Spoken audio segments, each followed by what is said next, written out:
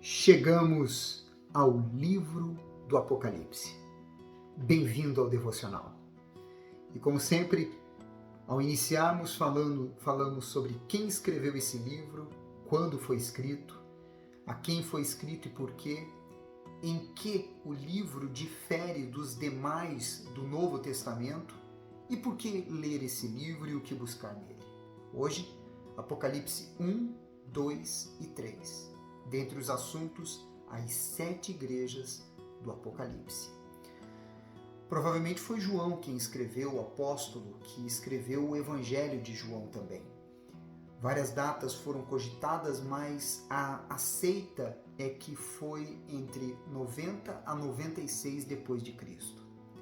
Ou seja, no final do reinado do imperador romano Domiciano, quando começou a sua perseguição contra a igreja.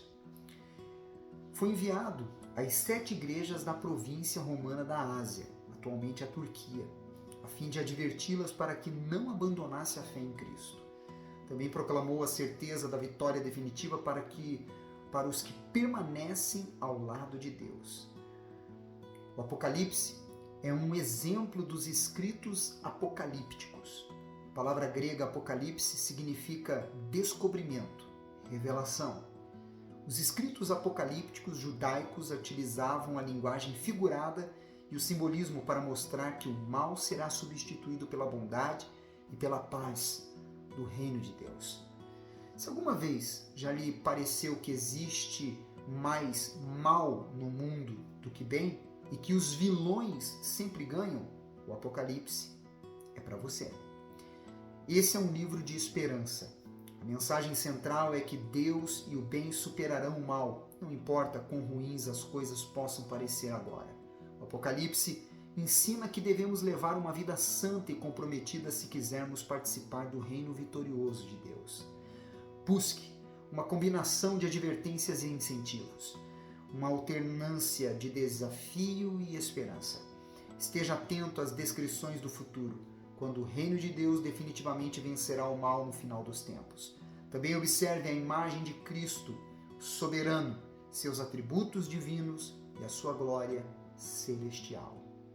No capítulo 1, no versículo 1 e no versículo 3, o Apocalipse diz: revelação de Jesus Cristo, que Deus lhe deu para mostrar aos seus servos as coisas em que em breve devem acontecer e que ele, enviando por intermédio do seu anjo, notificou ao seu servo João.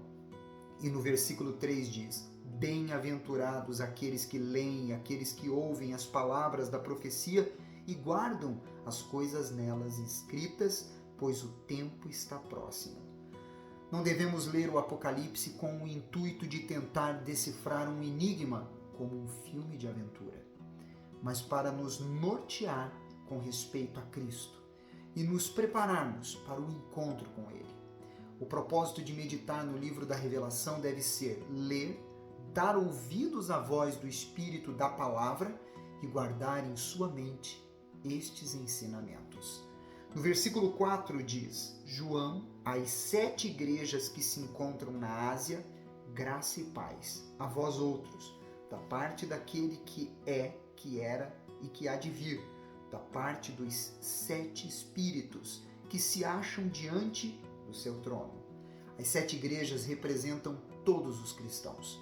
Cada um de nós estamos inseridos em uma das 7 igrejas ou mais do que uma das 7 igrejas. Por isso é importante aprender com elas. No versículo 8 diz: eu sou o Alfa e o Ômega, diz o Senhor Deus, aquele que é, que era e que há de vir, o Todo-Poderoso. A primeira e última letra do alfabeto grego. Modo simbólico de referir-se a Deus e a sua posição como o Senhor de toda a história, do princípio ao fim.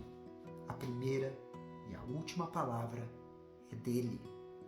No versículo 12 e 13 do capítulo 1 diz: voltei-me para ver quem falava comigo, e voltado vi 7 candeeiros de ouro, e no meio dos candeeiros um semelhante ao filho de homem, com vestes talares, cingido à altura do peito, com uma cinta de ouro. Os 7 candeeiros de ouro representam as 7 igrejas que devem estar acesas com a chama do Espírito Santo. Esse mesmo Espírito testifica em nós as palavras de Deus para praticarmos. João refere-se a Cristo trazendo a visão dele com a sua glória e o poder que Deus, o Pai, confere ao Filho ressurreto e celestial. No versículo 16 diz: tinha na mão direita 7 estrelas, e da boca saía-lhe uma afiada espada de 2 gumes. O seu rosto brilhava como o sol na sua força. As 7 estrelas são os pastores destas 7 igrejas, ou os anjos delas, que representam todos os servos de Deus que propagam a sua palavra. A espada afiada que sai da sua boca é a sua palavra, que é viva e eficaz. No capítulo 2, no versículo 4, quando inicia-se as cartas às 7 igrejas, diz sobre a carta a Éfeso assim: tenho, porém, contra ti, que abandonaste o teu primeiro amor. Como já mencionamos, cada igreja do Apocalipse tem suas características espirituais, morais e comportamentais. No caso dos Efésios, foram elogiados por resistirem aos falsos ensinos e perseverarem em face da oposição. Infelizmente, a sua atitude resoluta contra as heresias corroeu o seu senso de compaixão. Tornaram-se melhores na luta contra o erro do que no amor de uns para com os outros, e por implicação, no amor a Deus. O Senhor chamou de volta ao amor sincero por Ele, amor esse demonstrado por seus atos de amor um pelos outros. No versículo 5 ele diz: lembra-te, pois, de onde caíste. Arrepende-te, volta à prática das primeiras obras, e se não, venho a ti e moverei do seu lugar o teu candeeiro, caso não te arrependas. O processo do retorno ao primeiro amor se dá em lembrar do erro e reconhecê-lo. E, consequentemente, com atitudes expressar o verdadeiro amor. E a remoção do candeeiro significa deixar de ser igreja, ou seja, deixar de fazer parte do corpo de Cristo. No versículo 6 ele diz: tens contudo a teu favor que odeia as obras dos nicolaítas, os quais eu também odeio. O que tudo indica eram os seguidores de Nicolau de Antioquia. Ele ensinava erroneamente que a liberdade cristã e a insignificância do corpo físico permitiam que os cristãos praticassem imoralidade sexual e outras ofensas sem nenhuma consequência.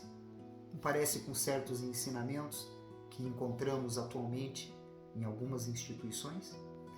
No versículo 9 diz sobre a carta à igreja em Esmirna: conheço a tua tribulação, a tua pobreza, mas tu és rico, e a blasfêmia dos que a si mesmos se declaram judeus e não são, sendo antes sinagoga de Satanás. Cristo garante riquezas espirituais aos cristãos materialmente pobres, como os de Esmirna. Ele diz que os presunçosos em sua prosperidade material são espiritualmente pobres. Partindo do raciocínio que somos templo do Espírito Santo, estes que se diziam judeus, mas não eram, sendo vistos como sinagoga de Satanás pelo próprio Deus, assim eram vistos porque viviam no engano. No versículo 11, ele diz: quem tem ouvidos, ouça o que o Espírito diz às igrejas. O vencedor de nenhum modo sofrerá dano da segunda morte. A segunda morte é a punição eterna no lago de fogo e enxofre. Todos nós devemos nascer 2 vezes e morrer 1 vez.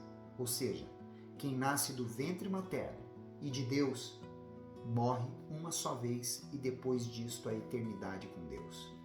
Ou nasce 1 vez e morre 2, ou seja, nasce somente para este mundo e por não ter nascido de Deus, morre fisicamente e eternamente.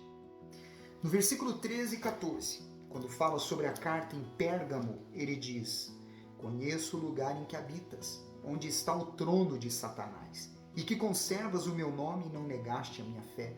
Ainda nos dias de Antipas, minha testemunha, meu fiel, o qual foi morto entre vós, onde Satanás habita.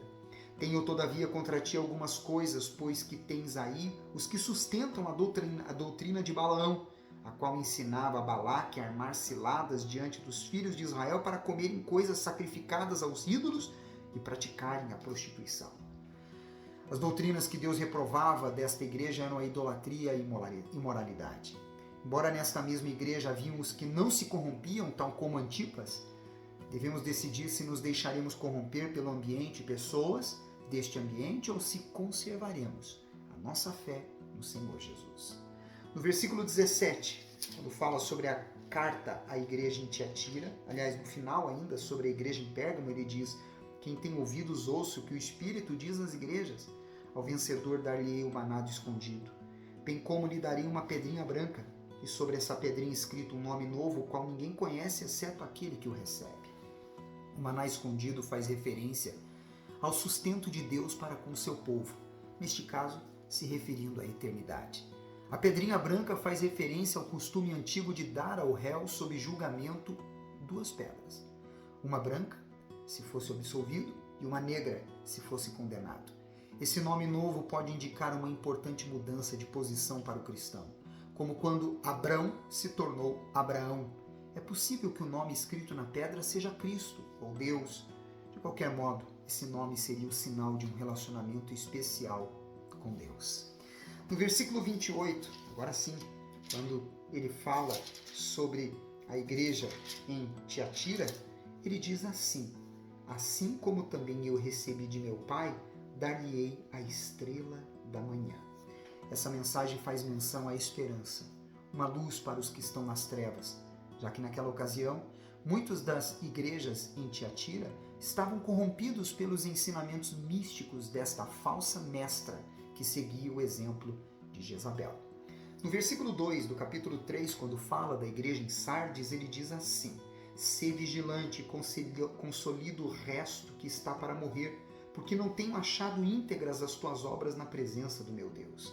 Consolidar o resto que ainda não havia morrido em Sardes simboliza aquela pessoa que, mesmo envolvida em tantas atitudes e comportamentos corruptos, lá no seu íntimo ainda há uma pequena brasa de pesar pelo que venha cometendo. Portanto, Deus ainda tem espaço para trabalhar dentro desta pessoa.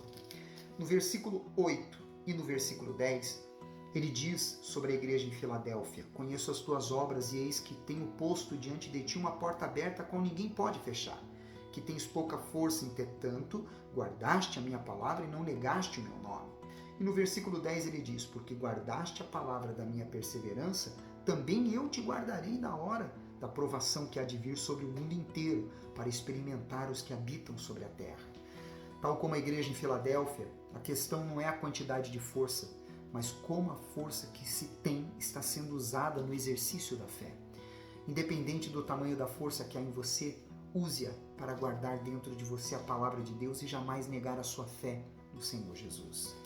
No versículo 16, na última carta à igreja em Laodiceia, ele diz: assim porque és morno e nem és quente nem frio, estou a ponto de vomitar-te da minha boca. Ser frio é melhor do que ser morno, porque o frio não faz de conta que é quente.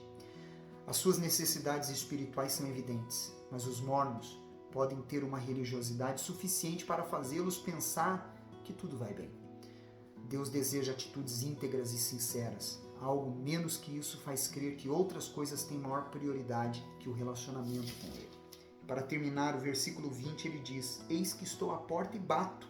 Se alguém ouvir a minha voz e abrir a porta, entrarei em sua casa e cearei com ele e ele comigo. A região da Laodiceia era riquíssima materialmente. Tinha águas termais que traziam um certo relaxamento, mineração de ouro, fabricação de roupas finas, fabricação de colírios, mas não tinha um relacionamento riquíssimo com a água da vida e por essa razão estavam pobres, nus e cegos. Até parece contraditório por todos os produtos que eles possuíam, mas o que adianta ter e não ser? Por essa razão, Jesus estava do lado de fora, batendo na porta. Não tinha relacionamento algum com os que estavam dentro. E você? Jesus já entrou na porta da sua vida? Pense nisso. Amanhã eu volto.